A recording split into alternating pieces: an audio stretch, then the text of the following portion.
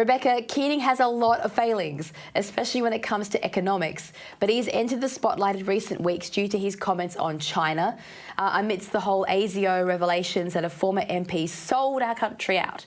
Now, Rebecca, why is Keating trending and what are you writing about? Well, I really find this quite disturbing, what's going on, but Keating seems to have appointed himself the kowtower-in-chief for Australia. And as you rightly said, you know, he sort of, or as I write in the article, he seems to pop out of his cuckoo clock every so often to lash really whoever's in government. And, you know, he's taken quite a bipartisan approach to this. He's really, if you look closely at his foreign policy, his security policy, his defence policy, you'd have to say that he is well and truly in the China camp. And, you know, whatever Keating says, it sounds like, you know, not that different to an editorial you might read in China's The Global Times, which is a sort of the most feral wolf warrior utterings of, you know, on Chinese diplomacy. So it's I find it worrying, really. Well, being positive about China is one thing, but implying that unmasking a former MP who is engaged in spying and other activities damaging to Australia's security would somehow damage our relationship with Beijing is a nonsense. Rebecca, would the Communist Party leader and President Xi Jinping avoid outing an Australian spy within his own party so as not to hurt Albanese's feelings?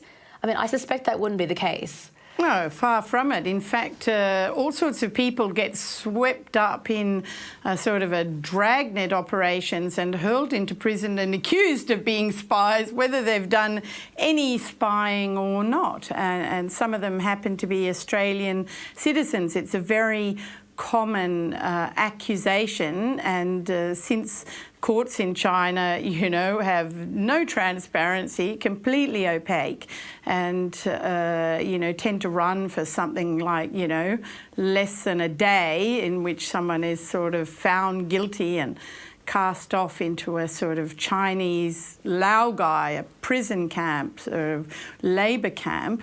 You know, the notion that somehow this would be offensive seems to me certainly a strangely one-sided approach to this. But then I think that's how you could characterise a lot of what Keating says, and indeed a lot of what China says. There's no reciprocity. It's always they demand access to our markets, they demand to be able to interfere in our domestic policy.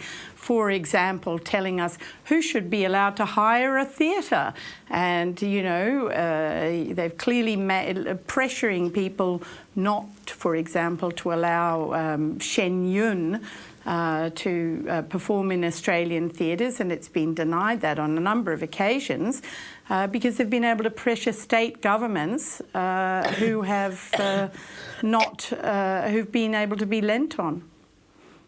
Just one final point there on Keating. Is he in danger of becoming that internet meme of an angry man shouting at the sky? Look, I think it's much more dangerous than that.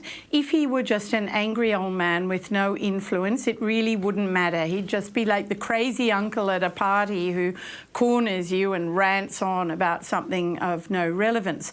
But the reality is that he is exerting an extremely powerful influence on the Labor Party, and we've seen that over the last few days.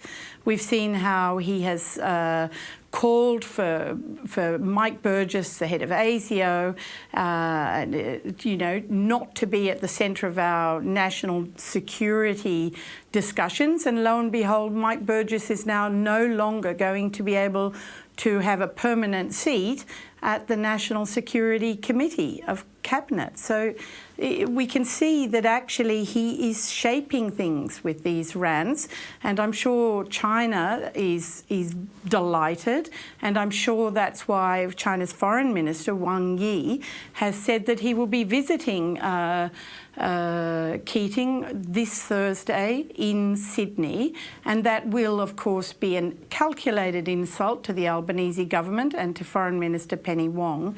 So I wish I could say that he was just an internet meme. It's much more serious, unfortunately, than that.